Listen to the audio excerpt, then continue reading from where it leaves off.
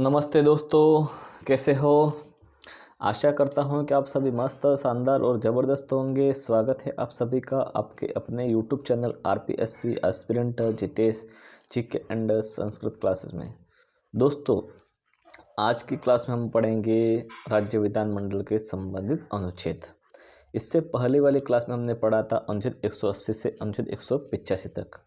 अगर आपने अभी तक वह क्लास नहीं देखी है तो एक बार जाकर अवश्य देखें ताकि आपको आज की क्लास अच्छी तरह से समझ में आ जाए। ठीक है दोस्तों, तो आइए शुरू करते हैं आज की क्लास। सबसे पहले पढ़ेंगे हम अनुच्छेद 186, अनुच्छेद 186। अनुच्छेद 186 के तहत बताया गया है कि अध्यक्ष और उपाध्यक्ष, सभापति और उपसभापति के वेतन और भत्ते। क्या बताया गया है? अनुच्छेद 186, अनुच्छेद 186 के तहत बताया गया अध्यक्ष, उपाध्यक्ष और सभापति और उपसभापति, इन चारों के वेतन और भत्ते हैं। कौन से अनुच्छेद के तहत बताया गया? अनुच्छेद 186। क्या बताया गया? अध्यक्ष, उपाध्यक्ष, सभापति और उपसभापति के वेतन और भत्ते बताए गए हैं अनुच्छेद 186 के तहत। ठीक है, यह अनुच्छेद, इस अनुच्छेद के अनुसार विधानसभा के अध्यक्ष, उपाध्यक्ष तथा विधान परिषद के सभापति और उपसभापति को ऐसे वेतन और भत्ते दिए जाएंगे जो राज्य विधानमंडल कानून बनाकर निर्धारित करे। क्या बताया गया है? अनुच्छेद 186 के तहत अनुच्छेद 186 के तहत बताया गया है कि विधानसभा के अध्यक्ष और उपाध्यक्ष विधानसभा के तथा विधान परिषद के सभापति और विधान परिषद के उपसभापति को ऐसे वेतन और भत्ते दिए जाएंगे जो राज्य विधानमंडल कानून बनाकर निर्धारित करे। कौन कानून बनाकर निर्धारित करेगी? राज्य विधानमंडल। किसके लिए कानून बनाएगी? अध्यक्ष, उपाध्यक्ष राज्य विधानसभा के और सभापति और उपसभापति विधान परिषद के, इनको किस तरह वेतन और भत्ते देने हैं उससे संबंधित राज्य विधानमंडल कानून बनाकर निर्धारित करेगी। ये वेतन राज्य की संचित निधि पर भारित होंगे। कहाँ पर होंगे? कहाँ से प्राप्त होंगे? राज्य की संचित निधि पर भारित होते हैं वेतन और भत्ते, जिसका अर्थ है कि इन पर सदन पर, जिसका सीधा सा अर्थ है कि इन पर सदन में मतदान नहीं होता ताकि उनकी स्वतंत्रता बनी रहे। वेतन राज्य की संचित निधि पर भारित होते हैं और जिसका सीधा सा अर्थ है कि इसमें सदन में मतदान नहीं होता है क्योंकि उनकी स्वतंत्रता बनी रहे, इसलिए। ठीक है। अनुच्छेद 187 में बताया गया कि राज्य विधानमंडल का सचिवालय। क्या बताया गया? राज्य विधानमंडल का सचिवालय। यह अनुच्छेद विधानमंडल के प्रशासनिक ढांचे की स्वतंत्रता सुनिश्चित करता है। क्या करता है?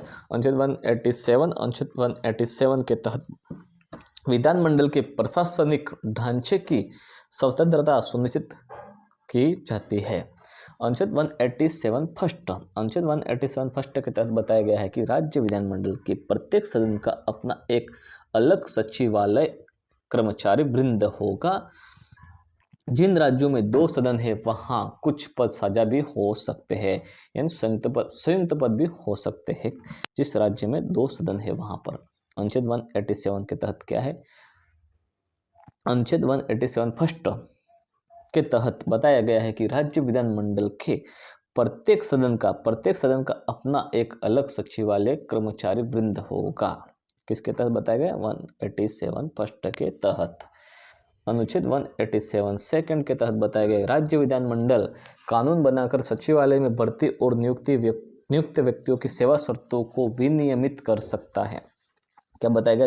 अनुच्छेद 187(2) के तहत, अनुच्छेद 187(2) के तहत बताया गया है कि राज्य विधानमंडल कानून बनाकर सचिवालय में भर्ती और नियुक्त व्यक्तियों की सेवा शर्तों को विनियमित कर सकता है। अनुच्छेद 187(3) के तहत बताया गया जब तक विधानमंडल ऐसा कानून बना, अनुच्छेद 187(3) जब तक विधानमंडल ऐसा कानून नहीं बनाता तब तक राज्यपाल अध्यक्ष या सभापति की सलाह से भर्ती और सेवा शर्तों के संबंध में नियम बना सकता है। अनुच्छेद 187(3) के तहत क्या बताया गया? जब तक विधानमंडल ऐसा कोई कानून नहीं बनाएगा जिसमें किसी भर्ती या सेवा शर्तों से संबंधित नियम हो, वह जब तक विधानमंडल नहीं बनाता है तब तक राज्यपाल अध्यक्ष या सभापति की सलाह से, किससे राज्यपाल बनाएगा, लेकिन किसकी सलाह लेगा, अध्यक्ष या सभापति की सलाह से भर्ती और सेवा शर्तों संबंध में नियम बना सकता है। राज्यपाल को यह अधिकार है। अनुच्छेद 187 के 3 के तहत बताया गया है कि जब तक विधानमंडल ऐसा कोई कानून नहीं बनाता तब तक राज्यपाल अध्यक्ष या सभापति की सलाह से भर्ती और सेवा शर्तों के संबंध में नियम बना सकता है। अनुच्छेद 188 सदस्यों द्वारा शपथ या प्रतिज्ञान क्या है। अनुच्छेद 188 के तहत बताया गया है कि सदस्यों द्वारा शपथ या प्रतिज्ञान इसमें दिया गया। प्रत्येक राज्य की विधानसभा या विधान परिषद का सदस्य अपना स्थान ग्रहण करने से पहले राज्यपाल या उसके द्वारा नियुक्त किसी व्यक्ति के समक्ष शपथ लेगा। किसके सामने शपथ लेगा, राज्यपाल के द्वारा या राज्यपाल की अनुपस्थिति में हो। अगर राज्यपाल उपस्थित नहीं है तो उसकी जगह जो भी राज्यपाल नियुक्त करेगा किसी व्यक्ति को, जिसको अथॉरिटी देगा, उस व्यक्ति के समक्ष यानी उसके सामने शपथ लेगा। कौन लेगा, प्रत्येक राज्य की विधानसभा या विधान परिषद का सदस्य अपना स्थान ग्रहण करने से पहले राज्यपाल या उसके द्वारा नियुक्त किसी व्यक्ति के द्वारा समक्ष शपथ या प्रतिज्ञान लेगा। शपथ का प्रारूप किसमें दिया गया, संविधान की 3री अनुसूची में दिया गया। किसमें, संविधान की 3री अनुसूची में शपथ का प्रारूप दिया गया। बिना शपथ लिए कोई भी सदस्य सदन की कार्यवाही में भाग नहीं ले सकता। ठीक है, अगर शपथ नहीं ली है तो कोई भी ऐसा सदस्य हो जिसने शपथ नहीं ली तो वो सदन की कार्यवाही में भाग नहीं ले पाएगा। अनुच्छेद 189 अनुच्छेद 189 के तहत बताया गया है कि सदनों में मतदान और गणनापूर्ति क्या है, सदनों में मतदान और गणनापूर्ति के संबंधित अनुच्छेद 189 है। अनुच्छेद 189 फर्स्ट बहुमत से निर्णय क्या बताया गया, बहुमत से निर्णय। सदन की किसी भी बैठक में सभी प्रश्नों का निर्णय उपस्थित और मत देने वाले सदस्यों के बहुमत से किया जाएगा। अध्यक्ष या सभापति पहली बार में मत नहीं देंगे, लेकिन यदि मत बराबर हो जाते हैं तो वो अपना निर्णायक मत देंगे। क्या बताएगा अनुच्छेद 189 फर्स्ट में, अनुच्छेद 189 फर्स्ट में बताया गया बहुमत से निर्णय, यानी सदन की किसी भी बैठक में सभी प्रश्नों का निर्णय उपस्थित और मत देने वाले सदस्यों के बहुमत से किया जाएगा। अध्यक्ष या सभापति पहली बार में मत नहीं देंगे, लेकिन यदि मत बराबर हो जाते हैं तो वे अपना निर्णायक मत देंगे। निर्णायक मत कौन देगा, सभापति या अध्यक्ष।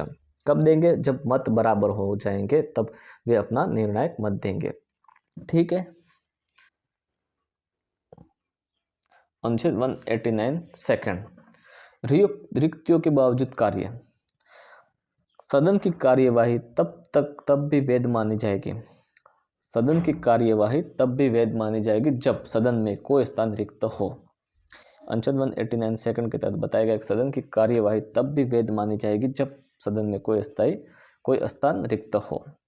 अनुच्छेद 189(3) गणपूर्ति। सदन की बैठक शुरू करने के लिए कम से कम 10 सदस्य या सदन की कुल संख्या का 1/10 यानी 10वां हिस्सा उपस्थित होना अनिवार्य है, जो भी अधिक हो। अनुच्छेद 189(3) के तहत क्या है, गणपूर्ति है, जिसमें सदन की बैठक शुरू करने के